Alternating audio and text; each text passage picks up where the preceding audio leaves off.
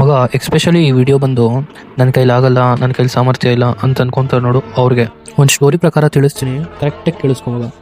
ಒಂದಿನ ಒಂದು ರೈಲ್ವೆ ಸ್ಟೇಷನಲ್ಲಿ ಒಬ್ಬ ಭಿಕ್ಷುಕ ಇರ್ತಾನೆ. ಅವ್ನ ಲೈಫ್ ಹೆಂಗೆ ಅಂದರೆ ಡೈಲಿ ಬೇರೆಯವ್ರ ಹತ್ರ ಭಿಕ್ಷೆ ಬೇಡ್ಕೊಂಡೆ ಲೈಫ್ ಸಾಧಿಸಿದ್ದು. ಬಟ್ ಒನ್ ಡೇ ಅವನೊಬ್ಬ ಬಿಸ್ನೆಸ್ ಮ್ಯಾನ್ನ ನೋಡ್ತಾನೆ.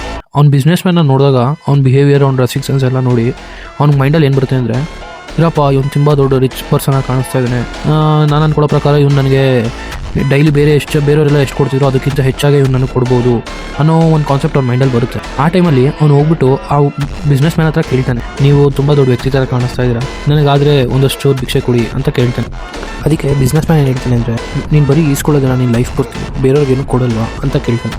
ಈ ಮಾತನ್ನ ಕೇಳಿಬಿಟ್ಟು ಭಿಕ್ಷುಕ ಒಂದು 2 ನಿಮಿಷಕ್ಕೆ ಶಾಕ್ ಆಗಿ ಯೋಚನೆ ಮಾಡಿದ್ಮೇಲೆ ನನಗೆ ಏನು ಆನ್ಸರ್ ಮಾಡಬೇಕು ಅಂತ ಗೊತ್ತಾದ್ರೆ ಭಿಕ್ಷುಕ ಏನು ಹೇಳ್ತಾನೆ ಅಂದರೆ, ಸರ್ ನಾನೊಬ್ಬ ಭಿಕ್ಷುಕ, ನಂದು ಏನಿದ್ರು ಬೇರೆಯವ್ರ ಹತ್ರ ಈಸ್ಕೊಳ್ತೀನಿ ಹೊರತು ನಾನು ಅವ್ರಿಗೆ ಏನು ಕೊಡಲಿ ಅಂತ ಭಿಕ್ಷುಕ ಹೇಳ್ತಾನೆ. ಅದಕ್ಕೆ ಬಿಸ್ನೆಸ್ ಮ್ಯಾನ್ ತೊಗೊಂಡು, ಇನ್ನು ರಿಟರ್ನಲ್ಲಿ ನಿನಗೇನು ಕೊಡೋಕ್ಕಾಗಲ್ಲ ಅಂದಮೇಲೆ ಮತ್ತು ನಿನಗೆ ಕೇಳೋ ರೈಟ್ಸ್ ಕೂಡ ಇಲ್ಲ ತಾನೆ. ಲಾಸ್ಟಲ್ಲಿ ಬಿಸ್ನೆಸ್ ಮ್ಯಾನ್ ಏನು ಹೇಳ್ತಾನೆ ಅಂದರೆ, ನಾನೊಬ್ಬ ಬಿಸ್ನೆಸ್ ಮ್ಯಾನ್ ಆಗಿ ನಾನೇನಿದ್ರು ಎಕ್ಸ್ಚೇಂಜನ್ನೇ ನಂಬೋದು.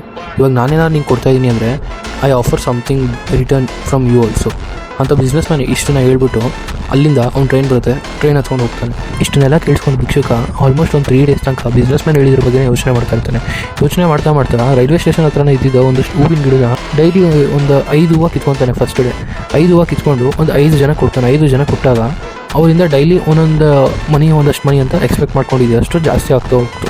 ಈಗ ಜಾಸ್ತಿ ಆಗ್ತಾ ಹೋಗ್ತಾ ಅವ್ನು ಡೈಲಿ ಜಾಸ್ತಿ ಫ್ಲವರ್ಸ್ ತರಕ್ಕೆ ಸ್ಟಾರ್ಟ್ ಮಾಡ್ದ. ಫ್ಲವರ್ಸ್ ತರ್ತಾ ಟ್ರೈನ್ ಒಳಗಡೆ ಎಲ್ಲರಿಗೂ ಕೊಡೋಕೆ ಹೋಗ್ಬೇಕಾರೆ ಅದೇ ಒಂದಿನ ಮೀನ್ಸ್ ಒಂದು ಸಿಕ್ಸ್ತ್ ಡೇ ಅವನಿಗೆ ಅದೇ ಬಿಸ್ನೆಸ್ ಮ್ಯಾನ್ ಕಾಣಿಸ್ಕೊತಾನೆ. ಆ ಬಿಸ್ನೆಸ್ ಮ್ಯಾನ್ಗೂ ಫ್ಲವರ್ ಕೊಟ್ಬಿಟ್ಟು ಹೇಳ್ತಾನೆ, ಸ್ಮೈಲ್ ಮಾಡಿದಾಗ ಬಿಸ್ನೆಸ್ ಮ್ಯಾನು ನಾನು ನಿನ್ನೆಲ್ಲೋ ನೋಡಿದ್ದೀನಲ್ಲ ಅಂತ ಕೇಳ್ತಾನೆ.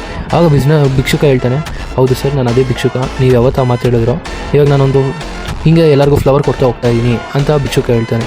ಇಷ್ಟನ್ನೆಲ್ಲ ಕೇಳಿದ ಬಿಸ್ನೆಸ್ ಮ್ಯಾನು ಅಪ್ರಿಷಿಯೇಟ್ ಮಾಡಿಬಿಟ್ಟು ಕೊಡ್ತಾರೆ ಅವ್ರ ಸ್ಟೇಷನ್. ಇಷ್ಟೆಲ್ಲ ಆಗಿ ಒಂದು 6 ಇಂದ 8 ಮಂತ್ಸ್ ಆದಮೇಲೆ ಇಬ್ಬರು ವ್ಯಕ್ತಿ ರೈಲ್ವೆ ಸ್ಟೇಷನ್ಗೆ ಹೋಗ್ತಾರೆ. ಒಂದೇ ಟ್ರೈನು, ಅಕ್ಕಪಕ್ಕ ಇರುತ್ತೆ ಸೀಟ್ಸು. ಮೊದಲನೇ ವ್ಯಕ್ತಿ ಎತ್ಕೊಂಡು 2ನೇ ವ್ಯಕ್ತಿ ಹತ್ರ ಕೇಳ್ತಾನೆ, ಸರ್ ನಾನು ನಿನ್ನೆಲ್ಲೋ ನೋಡಿದ್ದೀನಿ, ಎಲ್ಲಿ ಅಂತ ಗುರ್ತು ಸಿಗ್ತಾ ಇಲ್ಲ ಅಂತ. ಆಗ ಆ 2ನೇ ವ್ಯಕ್ತಿ ಅಂದ್ಕೊಂಡು ಹೇಳ್ತಾನೆ, ಸರ್ ನಾನು ಅದೇ ಭಿಕ್ಷುಕ, ನಾನು ಅವತ್ತು ನಿಮಗೆ ದುಡ್ಡು ಕೇಳಿದೆ, ನೀವು ಅವತ್ತು ಕೊಡಲ್ಲ ಅಂದ್ರಿ. ಸೊ ಅವತ್ತಿಂದ ನಾನೊಂದು ಫ್ಲವರ್ ಐಡಿಯಾ ಇಟ್ಕೊಂಡು ಎಲ್ಲರಿಗೂ ಫ್ಲವರ್ ಕೊಟ್ಕೊಂಡು ಹೋಗ್ತಾ ಇದ್ದೆ. ಸೊ ಇವಾಗ ಅಟ್ ಪ್ರೆಸೆಂಟ್ ನಾನೊಂದು ಫ್ಲವರ್ ಬಿಸ್ನೆಸ್ ಕಂಪ್ನಿ ನಡೆಸ್ತಾ ಇದ್ದೀನಿ. ಆ್ಯಂಡ್ ಇವಾಗ ನನ್ನ ಬಿಸ್ನೆಸ್ನ ಫರ್ದರ್ ಎಕ್ಸ್ಪ್ಯಾಂಡ್ ಮಾಡಬೇಕು ಅಂತ ಇದಕ್ಕೆ ಹೋಗ್ತಾ ಇದ್ದೀನಿ, ಸ್ವಿಟ್ಜರ್ಲ್ಯಾಂಡ್ಗೆ ಅಂತ ಹೇಳ್ತಾರೆ. So friends, moral of the story ಏನಂದರೆ, ಇಲ್ಲಿ ನಾವು ನಮ್ಮ ಜೀವನನ ನಾವು ರೂಪಿಸ್ಕೋಬೋದು. ನಾನು ಚಿಕ್ಕವನು ಅಂತ ಅಂದ್ಕೊಂಡು ಹೋಗ್ತಾ ಇದ್ದರೆ ಲೈಫ್ ಕೊಡ್ತೀನಿ, ನಾನು ಚಿಕ್ಕವನಾಗೆ ಉಳಿದ್ಬಿಡ್ತೀನಿ ಅಂತ ನಾನು ಬೆಳೆಯಲ್ಲ. ಸೊ ಹಾಗೆ ನನ್ನ ಸಾಮರ್ಥ್ಯನ ನಾನು ಅರಿತು, ಏನಾದರೂ ನನ್ನ ಸಾಮರ್ಥ್ಯ ಏನು ಅಂತ ನಾನು ತಿಳ್ಕೊಂಡು ಫರ್ದರ್ ಏನಾದರೂ ಮೂವ್ ಆದರೆ may be I think I will get A better future. So first ನನ್ನ ಒಳಗಡೆ ಇರೋ ಶಕ್ತಿನ ನಂಬಬೇಕು. ನಮ್ಮ ಒಳಗಡೆ ಇರೋ ಶಕ್ತಿ ಮೈಂಡ್ಸೆಟ್ನ ನಾವು ಕರೆಕ್ಟಾಗಿ ಗಟ್ಟಿ ಮಾಡಿಕೊಂಡ್ರೆ ನಾವು ಏನು ಬೇಕಾದ್ರೂ ಅಚೀವ್ ಮಾಡ್ಬೋದು.